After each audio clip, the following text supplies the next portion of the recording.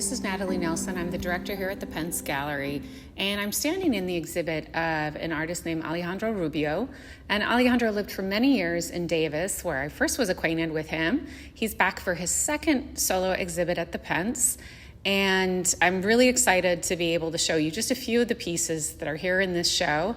It's called 20 Years Forward, New Work by Alejandro Rubio, and it's up from January 28th to February 25th. 2021.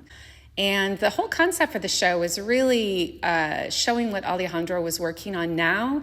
He's been here for 20 years, and he is originally from Uruguay, and he went to this wonderful school where they were taught kind of different ways of looking at modernism, abstraction, a lot of the sort of early modernist schools of thought in art that was transmitted through the work of really one person who was JOAQUIN TORRES-GARCIA. And he spends time in France, I believe in Spain, but he's originally from Uruguay. And he came back and taught for many, many years there. And Alejandro's father was actually a student at that school. So Alejandro grew up and studied at that school. You know, he grew up surrounded by art and art books and hearing discussions about art. So it very much influenced him. And then when he decided to come to the US with his family, obviously he was influenced by a lot of the landscape painters here, as well as the California landscape. Who isn't? So first I'll start with one of the biggest pieces in the show, which is called Transition from 2019. And I was really taken with the fact that Alejandro's work continues to use these really vibrant kind of jewel-like tones. They're really rich in terms of their chroma or their value. So he has turquoises in the sky, this very distinct horizon line. And then below the horizon line, he has almost a cubist rendering of a cityscape. So it's little triangles and bars and a few diagonals, but it's really hard to make out individual buildings, so it's very abstracted. I think it's really interesting the way the buildings kind of disappear as you go towards the horizon line, and they become just little dots, almost like a little pointillist landscape. His colors, again, are vibrant, bright reds, turquoises, and greens. I think he likes to use a lot of complementary colors to really spark your eye and attract your view to what he's trying to show. So here it's hard to tell exactly where he's painting. He does not paint outside in plein air. He paints in his own studio. And a lot of these pieces, he says, come from sort of his mental landscape, things he's seen, he's been thinking about. They're not necessarily places he's been to.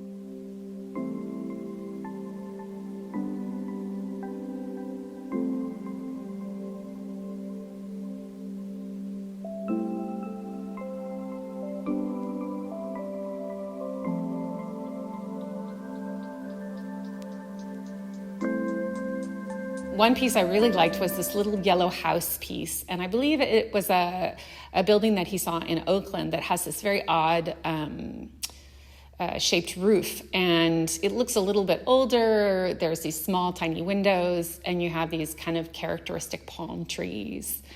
And you can kind of see a little bit of the effect of some of the California landscape painters like Roland Peterson, Wayne Thiebaud. On Rubio, you can look at the shadows are very blue, and that cast kind of outline shape is so characteristic of the painters from this area. He really is showing this kind of bright highlighted building. Rubio now lives in Oakland. I don't know if I mentioned that. He moved a few years ago.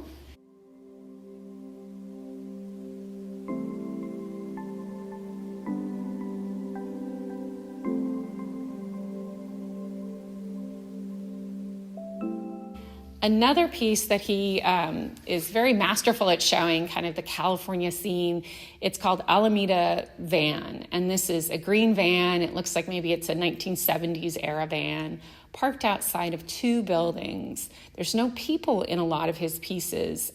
There's only one small series that shows people in them. And I don't think that it's that these places are abandoned necessarily. It's that people don't seem to hold as much interest in these landscapes. It's really about the buildings, the shapes, the colors. And you can kind of imagine the people inside, either the van in this case, or the buildings.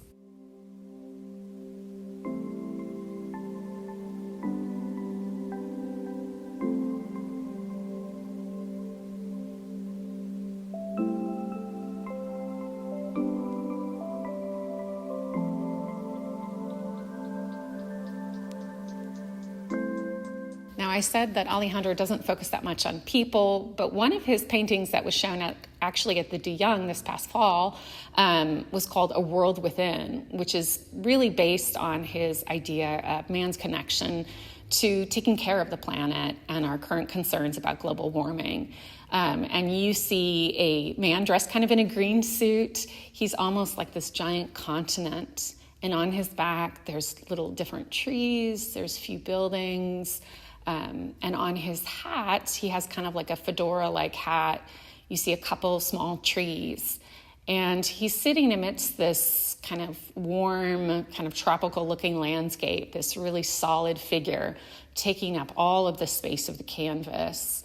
And I asked him about this because I thought it was unusual. And he said that people always said his island paintings, which we'll look at later, always reminded them of almost a body-like shape, that they seemed kind of familiar somehow in terms of people and shapes. So he embarks on this series. He's done quite a few here. We have 4, I believe, of these humanized landscapes is what he calls them.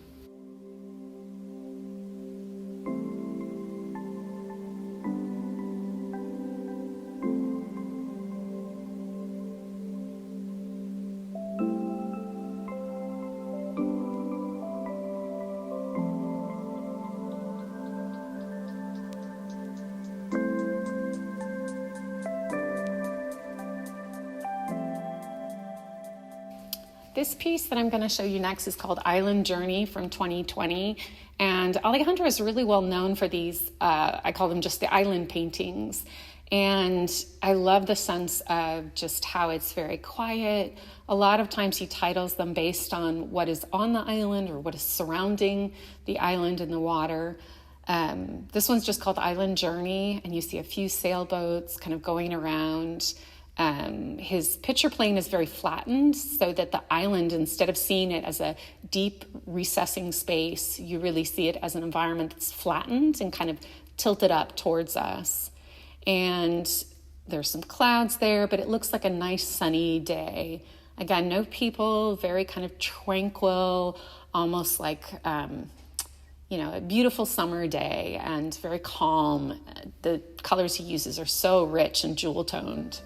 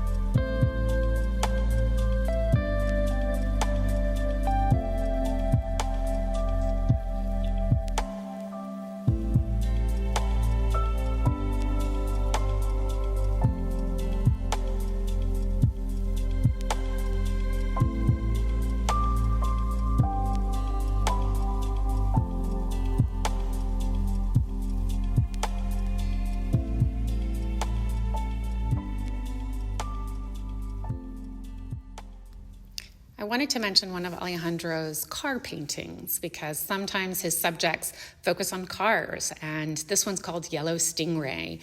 And there's actually a couple other cars in the scene, but we see a roadway. There's a small figure to the right of this Yellow Stingray, and it looks like maybe a car from the 60s or 70s, and it really stands out against some of the other things in the landscape, which are very kind of solid and not moving and not as vibrant as this Yellow Stingray. So it's really an interesting piece. He also did one red CAMARO, and we also have an orange PEUGEOT. So each one has kind of a feeling about it of being a slightly older kind of vintage type car set within this cityscape. The last painting I'm going to show you, and there are so many other ones, I just wanted to keep this very brief, is called Diagonals. And Alejandro, to me, I typically think of him doing things that are really dominated by the horizon line with his landscapes. And this one is no exception. Most of the sky takes up the canvas, and below the horizon line, you see this kind of dotted cityscape, like we saw in one of the first paintings I talked about. So it's, again, a cityscape. It's dominated by diagonals, which they teach you in art school, you know, that adds drama and movement and forces your eye upwards, which it does, definitely force it upwards towards the horizon line. The colors he's using are kind of these pastel colors like greens, like blues, yellows, and pinks.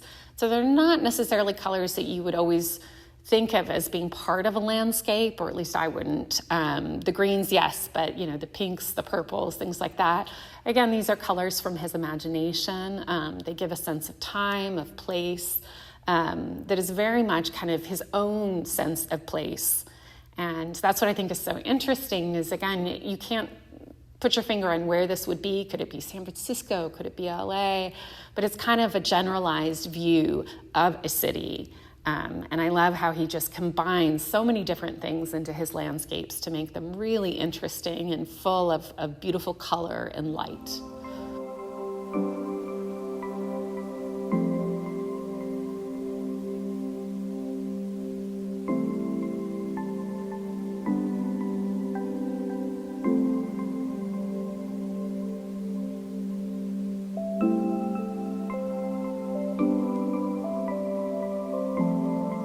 So I invite you to come in to see the show and to hear Alejandro talk more on his paintings.